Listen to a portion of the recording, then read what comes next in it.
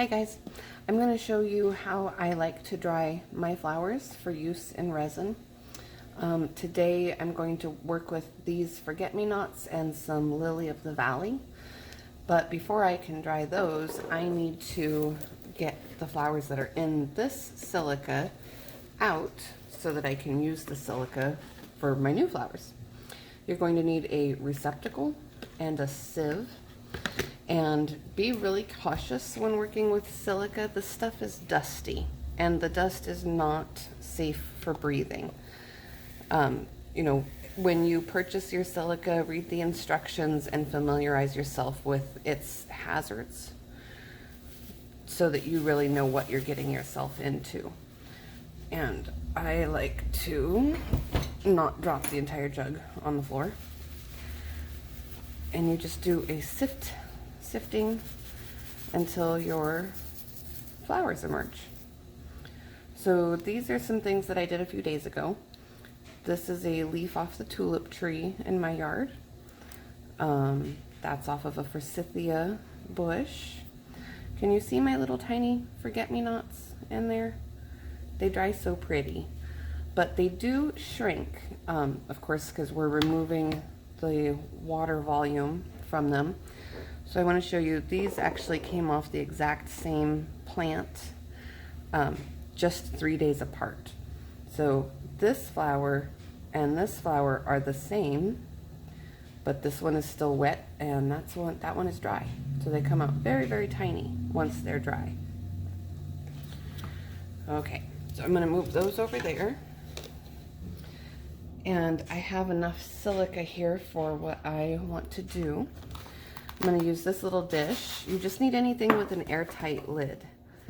And I like to lay down a base layer of silica in my dish.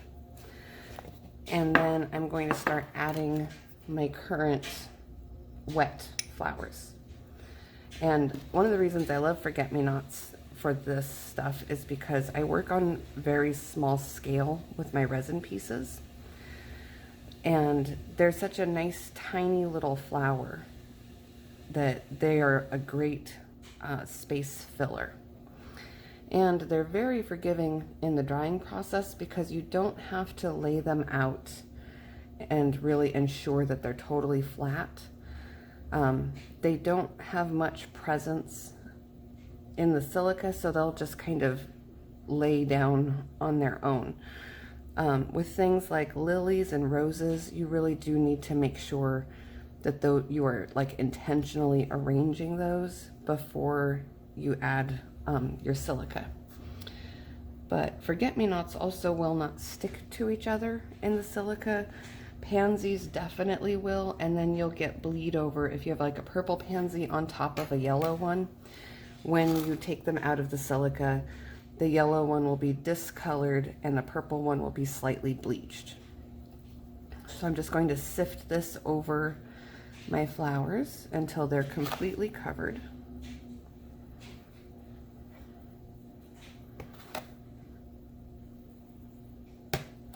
And then I give my vessel a little shake so that I have another level surface.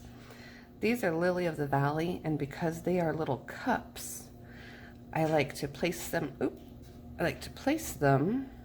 come back, and then actually fill the cup parts for drying. And something that has a shape like that, like a bell, if you don't place them intentionally, the weight of the silica can actually crush them and they'll turn out flat. And that can be great for profile, but if that's what you're going for, if you're actually trying to achieve a flat profile look, then I recommend just pressing your flowers in a book. That way you get a really truly flat. And my favorite book for pressing my flowers is actually an old medical textbook from like the 80s that I got at a yard sale. And mostly simply because it's very heavy. I'll get these little guys put in here and covered up. And then I'll show you the next step.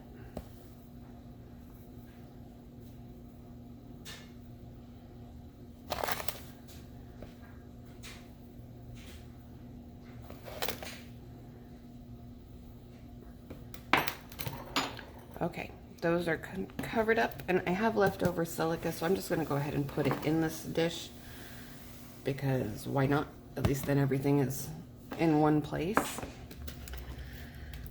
And I'm going to put my lid on, and these will be done in about 2 days. Some silica you can microwave if you want a faster dry, not all silica. And do be aware that when you microwave it to dry, it does heat up, so you can potentially burn your flowers. Okay, be right back. Okay, part 2. I went to Hobby Lobby and picked up amazing clear cast 2-part coating and casting resin. It comes with a side part A and part B. The one thing you want to make sure you get, just to guarantee yourself success, is the 1-to-1 mix ratio by volume. Makes a big difference in ease of use. Lots of people like to purchase a silicone mat to work on. But I know that everybody who's listening to me today is most likely a beginner, and you know, the more that you can reduce your costs initially, the better, right? We're all kind of a fan of that. So I am just real quick measuring up my casting resin in the little cups that came with the kit. And we will, stuff is stinky. We will get that all mixed up and onto the next thing. I have made a mistake. I have mixed up which lid goes on which bottle. When you are doing this, I recommend pouring one at a time and then capping your bottles immediately, because you can cure the lid to your bottle, and then the next time you need to open it, life becomes incredibly more difficult. Now you can see one of these liquids moves pretty freely and the other one is very viscous.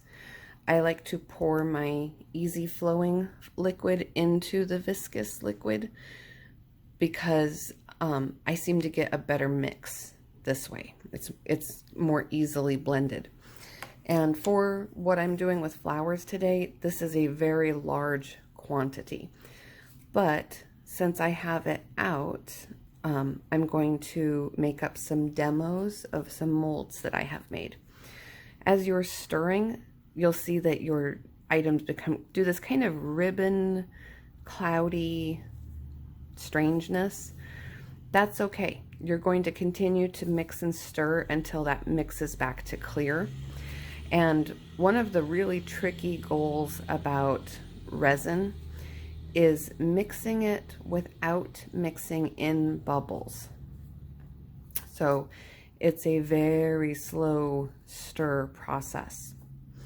And what I was saying earlier about most people purchase a silicone mat to work on.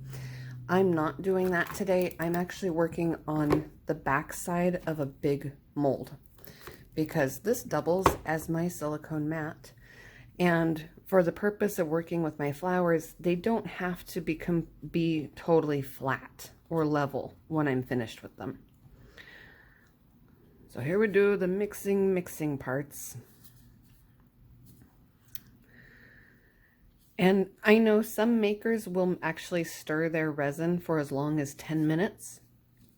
Some makers recommend putting your bottles into a hot water bath before combining them, and that does help some with bubbles.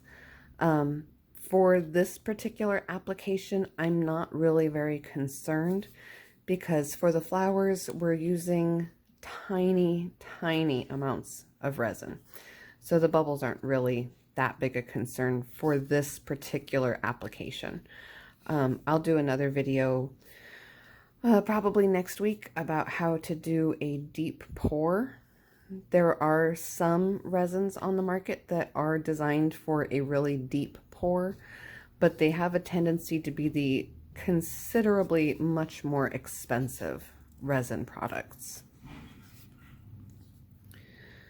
So we're actually looking pretty good for what I want to do.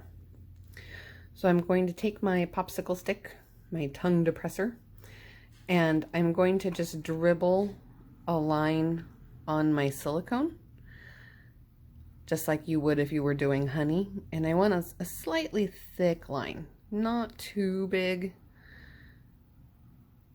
but I do want to know that it's present. And my box of flowers. My camera is so close to my work surface. Let's see. This is how I like to store all of my flowers that are very small.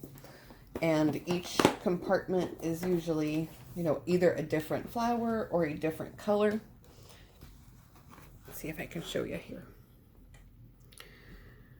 At this point, I've been working out of this box for nearly a year, so everything gets kind of jumbled. But when the kids make me particularly nuts and they tell me, "Mom, there's nothing to do, I'm bored," I hand them tweezers and one of the flower boxes and tell them, "Okay, then you can help me and you get to sort flowers." And, you know, it's kind of funny. People have a tendency to be bored much less often. Okay, I'm going to take this flower, I'm going to use this pansy and set it. And that base layer of resin is really just to kind of get this pansy to stick in place. I'm going to see if I can pull this petal out. Be careful, these are very, very fragile. Oh yeah, did you hear it? I cracked it, which is still okay. You know, you can always layer that behind another flower. Let's see. This is not what you think it is. This is actually the leaf off of a flower called cleome, and they're a great substitute because what you think this is not permissible in the state where I live. So I use these as a great substitute for ashtrays or lighters and things.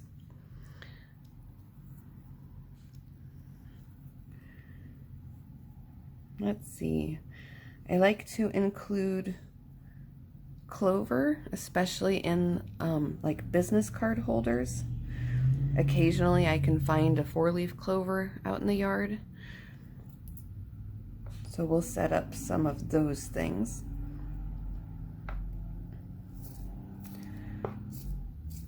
And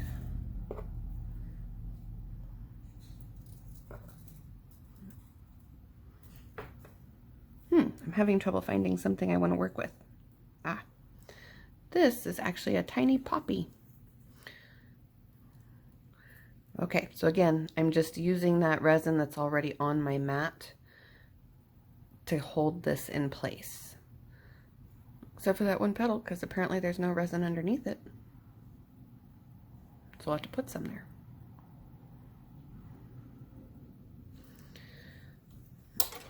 Okay, the next step is to come back with my resin, and I'm going to entomb these the best I can.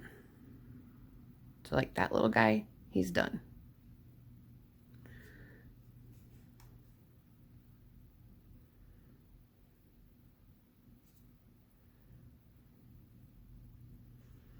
It doesn't matter if you have any bubbles on the back side of your flower.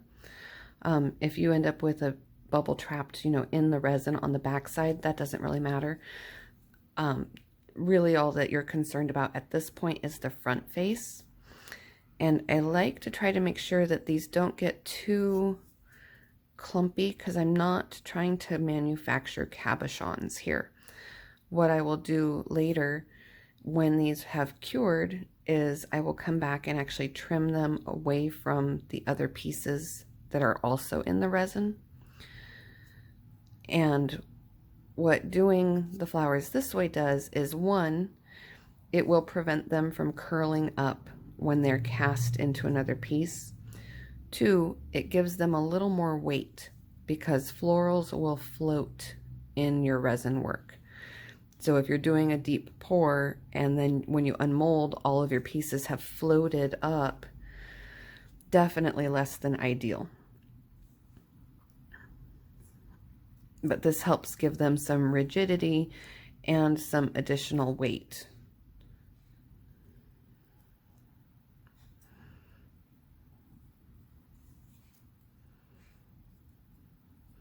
It also enables you to see how your flowers are going to cast. Pansies are pretty nefarious for these clear spots. So like the darker flowers, the darker pansies with the stronger purples seem to be pretty immune to it, but like these white areas on the pansies will do this translucent thing.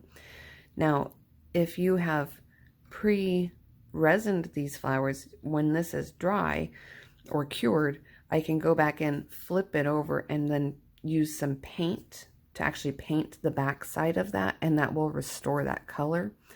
But if you were just to cast this into a mold, you wouldn't know that this is happening until after your flowers come out of the mold. Okay, so we have that part, and I'll show you what I mean. So this piece actually casts like this. So it's a business card holder, and the mold, this is the bottom of the mold. So you work from the bottom down. So you can see here that my flowers all wanted to float. So this is the bottom of the mold. My table would be sitting here. And all of these flowers went that direction because they were all floating to the surface in the mold. And it works fine for this application, but it might not be what you want, you know, in the end. And if you can see here where this daisy is, there's a bubble. And if I had pre-resined this daisy, that bubble wouldn't have been pulled in. But this bubble is fixable. I'll show you how to do that right now.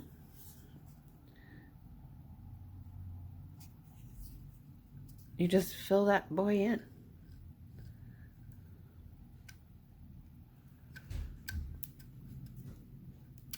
And then this will need an additional sanding and another clear coat, which I don't mind doing. That's fine. It just is what it is. There you go. See, that's where our bubble is. Most resin that's available on the market now actually takes between 14 and 18 hours to cure.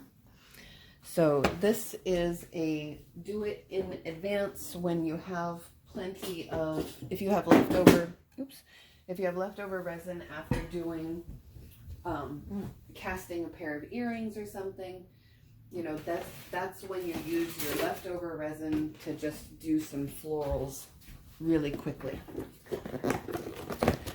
I also store my some florals, my bigger ones, like this, just in a great big shoebox. And I think I'm going to grab a few of these. This is actually a kale leaf. It's a piece of cabbage. But they make a kind of cool, you know, I use them in my mermaid molds for coral, as a coral reef representation.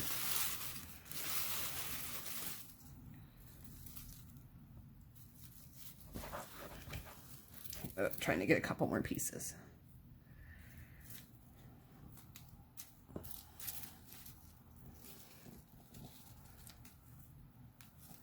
And this is just an ornamental grass that grows in my front yard. I have to mow it every Saturday because it's kind of rude. But I'm going to move my little clover over here. I think I will move this guy as well. Put him over there. And we're just going to do the same thing with these. Kind of stick them in place.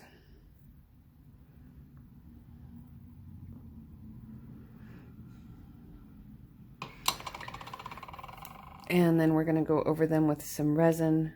And again, see the weight that it gives it? We're just going to give it some weight and prevent it from curling up when it's placed into a casting mold.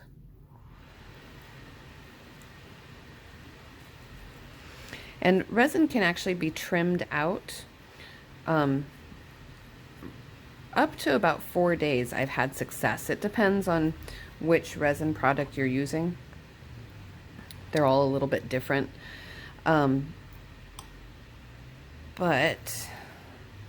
so if I do this and any of these little fins end up, you know, with like little resin windows in between them, I can trim that out with a pair of sharp scissors. Or if you're more skilled and safe than I am with sharp objects, you could certainly use an X-Acto knife for that.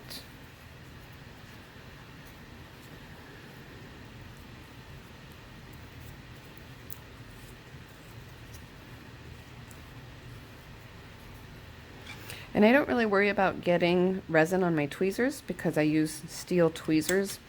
And if you just squeeze them with a pair of pliers later, the resin just breaks right off. Oop, boop. Yay, we made it. They didn't stick together. And this one I'm going to do because, as you can probably imagine, it just being a piece of grass, if you're trying to poke it down into a mold, these pieces are not going to present facing forward. They will all fold back on themselves. I also don't want to put it in resin and then just have all the seeds drop off.